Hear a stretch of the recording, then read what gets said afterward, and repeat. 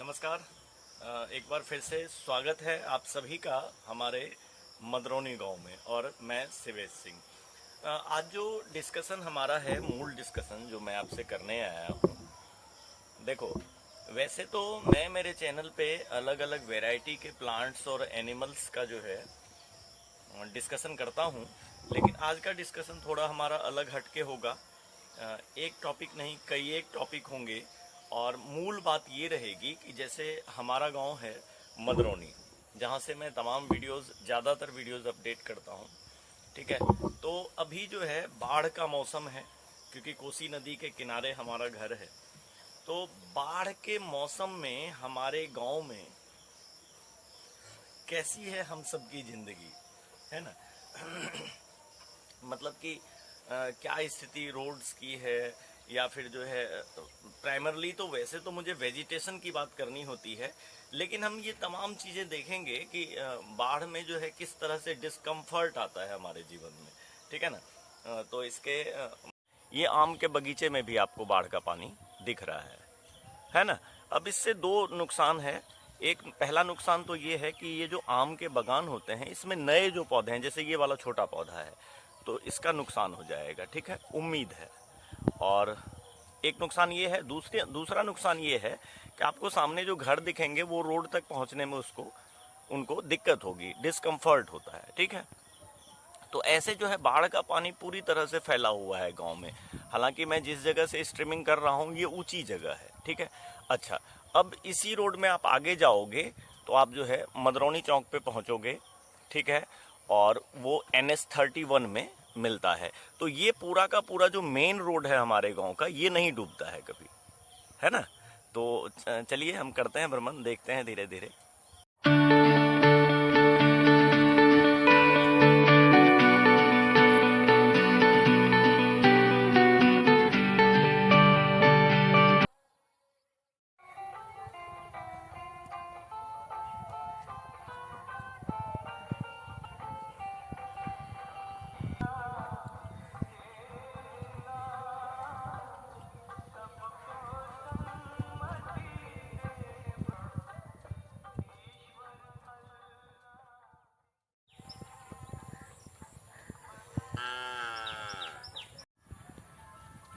ठीक है। और आप देखो, ये हमारे खेतों का इलाका है, कांटा बहियार, जो मैंने अपडेट किया है। ठीक है। अब उसके बाद देखो, जब बाढ़ आएगी तो लोगों को ट्रांसपोर्टेशन की थोड़ी तकलीफ होती है, तो उसकी व्यवस्था लोग करते हैं। जैसे सामने आपको ये एक नाव दिख रही है, हैंडमेड नाव है, प्लास्टिक के बड़े डब्बे से बनी हुई है, और ऊपर में जो है बांस के बलान दिए गए हैं। ठीक है। तो इसके बारे में भी हम आपको बताएंगे। ये ट्रांसपोर्टेशन के लिए है, जो कि आपने प्रीवियसली अभी देखा होगा। ठीक है। तो चलिए बने रहिए हमारे साथ, हम आपको अपडेट करेंगे पूरे गांव के बारे में। आप देखिए फ्लड की कैसी स्थिति है। ठीक है, पूरी तरह से जलमग्न है। मतलब जितने छोटे वेजिटेशन हैं, जितने छोटे,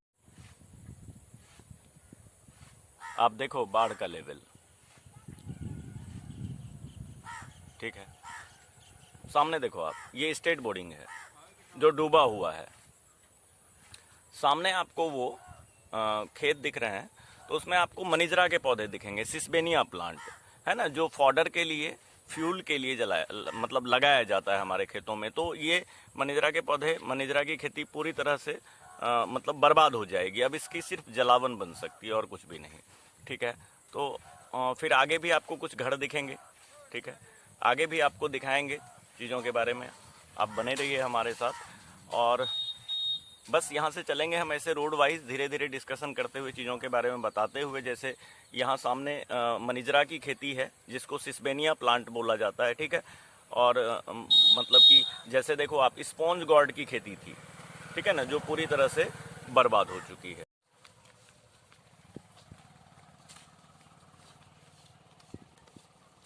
अब देखो, ये जो है, जैसे बाढ़ की स्थिति आई तो अब जो है ऐसे शौचालय बनेंगे, है ना। इस तरह से बांस के फ्रेम बनाए जाते हैं, फिर उसको पर्दे से जो है घेर दिया जाएगा।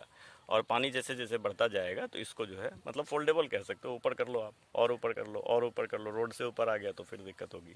तो रोड से नीचे है बाढ़, आप देखो अभी। ठीक है। आप कनेक्टिंग सड़क देखो, प्लांटेशन भी ठीक है, इलेक्ट्रिसिटी वगैरह तो खैर हमारे गाँव में बहुत पहले से है। ठीक है।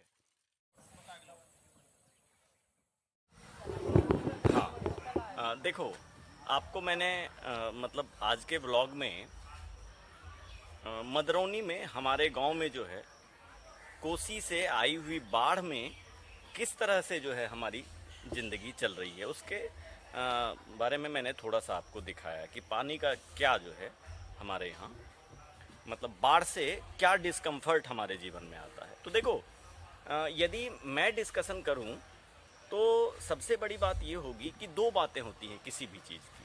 किसी भी पक्ष के दो पहलू होते हैं, किसी भी सिक्के के दो पहलू होते हैं। हाँ, तो यदि बाढ़ आई है या आती है तो उससे फ़ायदे भी हैं और नुकसान भी हैं। ठीक है, कई सारी जगहों पे आपने सुना होगा कि कोसी शोक है, बिहार के लिए कोसी नदी शोक है, और मैं ऐसा नहीं मानता हूँ। क्योंकि देखो, सुनो आप मेरी बात, फ़ायदा क्या है। जैसे अभी हमारे खेतों में बाढ़ आई हुई है, ठीक है, बहुत सारे लोगों के घर में बाढ़ नहीं है और कुछ लोगों के घर में भी बाढ़ आई हुई है। तो सबसे प्राइमरी बात है कि जो हम खेती पे डिपेंडेंट लोग हैं हमारे यहाँ, उनको इफ़ेक्ट सीधे सीधे फसलों का है। तो एक तो ये नुकसान है, ठीक है, जो इकोनॉमिक नुकसान भी है, और भोजन की समस्या भी कई सारे लोगों के साथ आ जाती है ऐसे टाइम पे, बाढ़ के टाइम पे आप देखते हो। तो और एक फ़ायदा क्या है वो आप देखो, जैसे कि बाढ़ की स्थिति जब बनेगी तो मतलब हमारी धरती कैसी है, यहाँ डिफरेंट टाइप के वेजिटेशन हैं, अलग अलग टाइप के एनिमल्स हैं। मतलब पूरा का पूरा एक मतलब एक पूरी आहार श्रृंखला है और लाखों जीव जो है इसमें धरती पे रहते हैं। तो यदि हम अपने एरिया की बात करेंगे तो यहाँ भी डिफरेंट टाइप के वेजिटेशन होंगे। वो सभी वेजिटेशन ऐसे होंगे जिसको अनवांटेड बोलते हैं हम, है ना, या फिर वीड बोलते हैं, खरपतवार बोलते हैं। तो वो खरपतवार सारे क्या होंगे, गल जाएंगे, और गल के भी किसी भी लिविंग ऑर्गेनिज्म की बॉडी डिग्रेड होके भी जो है क्या करेगी, उसमें मिनरलाइजेशन हो जाता है उसका, मतलब उसकी बॉडी के मिनरल्स निकल जाएंगे और फिर से सॉइल में चले जाएंगे। आपने सुना नहीं है ह्यूमन रेस्पेक्ट में कि माटी की काया है और माटी में जाएगी। कहने का मतलब ये है कि हमारा शरीर जो है, पंचभूतों से जो बना हुआ शरीर है, वो जाना उसको कहाँ है, माटी में है। तो ऐसे ही सारे जितने भी लिविंग ऑर्गेनिज्म होंगे बाढ़ के टाइम पे, ऐसे सभी गल गल के और सब के कहाँ जाएंगे, मिट्टी में जाएंगे। तो उससे हमारे खेतों की उर्वरा शक्ति बढ़ती है। और उसका एक नमूना ये है कि जिस साल हमारे गांव में बाढ़ नहीं आती है, उस साल बाढ़ जाने के बाद सर्दी के टाइम पे मतलब कि एक फसल जो है तैयार की जाती है हमारे यहाँ, जिसको जो मतलब दलहनी फसल है, जिसको कलाई बोलते हैं। आपने सुना होगा ब्लैक ग्राम या उड़द की दाल। तो वो उड़द की खेती बाढ़ नहीं आने की वजह से अच्छी नहीं हो पाती, और जब इस बार बाढ़ आई है तो अभी खेती अच्छी रहेगी उड़द की। और वो जो है एक हमारा मतलब दलहनी पौधों में दाल में जो है उड़द एक हमारे लिए फेमस रेसिपी है खाने के लिए। मतलब मक्के, ये कह लो कि मक्के की रोटी, मक्के का रोटी और कलाई का दाल, ये फेमस रेसिपी है हमारे यहाँ की। कभी उसके बारे में भी मैं आपसे शेयर करूँगा। और ऐसे ही जो है आपको अगले स्टेप में, नेक्स्ट वीडियो में, यदि आपको वीडियो अच्छा लगता है, आप पसंद करते हो और आपकी डिमांड होती है, तो ऐसे ही मैं कोसी के व्लॉग्स बनाता रहूँगा, फ्लड के व्लॉग्स बनाता रहूँगा, आपको बताता रहूँगा कि किस तरह से हमारी ज़िंदगी चलती है बाढ़ के टाइम पे।